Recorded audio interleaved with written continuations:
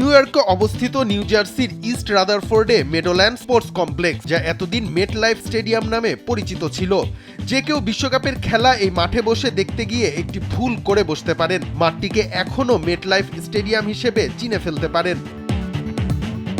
তবে এখানেই সেই সমর্থক সবচেয়ে বড় ভুলটি করে ফেলবেন, কারণ বিশ্বকাপ শুরু হওয়ার পর থেকে স্টেডিয়ামের নামটি পরিবর্তন হয়ে গেছে। এমনকি ফিফা আগের নাম ঢেকে দিয়েছে এবং এখন নতুন নামে পরিচয় করিয়ে দিচ্ছে। মজুক বিরাট কারবার, জিতে নাও ফ্যামিলি কার, স্পোর্টস বাইক ছাড়াও লক্ষ লক্ষ নিশ্চিত গিফট। মেটলাইফ স্টেডিয়ামকে ফিফা এখন ডাকছে নিউ ইয়র্ক স্টেডিয়াম নামে। শুধু এই স্টেডিয়ামটি নয়, এমনকি আরো অনেক স্টেডিয়ামের নাম বিশ্বকাপ চলাকালীন পরিবর্তন করা হয়েছে। তবে এর পেছনের মূল কারণ ফিফার মার্কেটিং নীতি। যেসব স্টেডিয়ামের নামের সঙ্গে বিভিন্ন স্পন্সরশিপ যুক্ত, সেসব মাঠের নাম পরিবর্তন করেছে ফিফা। বিশ্বকাপ চলাকালীন চুক্তি অনুসারে স্টেডিয়ামে শুধু ফিফার স্পন্সরদের উপস্থিতি বাধ্যতামূলক, তাই শহর অনুযায়ী নামকরণ করা হচ্ছে স্টেডিয়ামগুলোর। টেক্সাসের আর্লিংটনে TNT স্টেডিয়ামের নাম বদলে করা হয়েছে ডালাস স্টেডিয়াম।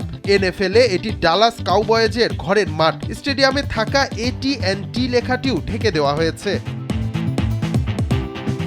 সেই সঙ্গে পরিবর্তন করা হয়েছে বিখ্যাত জিলেট স্টেডিয়ামের নামও, যেটি এখন বলা হচ্ছে বোস্টন স্টেডিয়াম। এছাড়া লাতিন আমেরিকার বৃহত্তম স্টেডিয়াম এস্তাদিও বার্নেতো, যার নাম পাল্টে রাখা হয়েছে মেক্সিকো সিটি স্টেডিয়াম। বিশ্বকাপের 16টি স্টেডিয়ামের অধিকাংশই এভাবে বদলে গেছে পরিচয়ের দিক থেকে। তবে প্রশ্ন উঠেছে, হঠাৎ এমন নাম পরিবর্তনের কেন প্রয়োজন হলো? এমনকি স্টেডিয়ামের নাম ফোম দিয়ে ঢেকে দেওয়ারই বা প্রয়োজন হলো কেন? এর মূল কারণ হলো ফিফার গ্লোবাল ব্র্যান্ডিং নীতি। সেই নীতি অনুযায়ী টুর্নামেন্ট চলাকালীন স্টেডিয়ামগুলোতে ফিফার অফিসিয়াল স্পন্সর ছাড়া অন্য কোনো বাণিজ্যিক ব্র্যান্ড প্রচার করা যায় না। তাই সাময়িকভাবে স্টেডিয়ামের নাম পরিবর্তন করে শহর ভিত্তিক পরিচয় আনা হয়, যা শুধু টুর্নামেন্ট চলাকালীন সময়ের জন্য প্রযোজ্য। তবে ব্যতিক্রমও আছে বেশ কিছু স্টেডিয়ামে, যেমন জর্জিয়ার আটলান্টা ফ্যালকনস স্টেডিয়ামের বিশাল বড় মার্সিডিজ বেঞ্জের লোগোকে ছাড় দিয়েছে ফিফা, কারণ এটা সরালে স্টেডিয়ামের কাঠামোর ক্ষতি হওয়ার আশঙ্কা রয়েছে। তবে এর বড় বড় লোগোগুলি ঠিকই ঢেকে দেওয়া হয়েছে। একে বলা হবে আটলান্টা স্টেডিয়াম।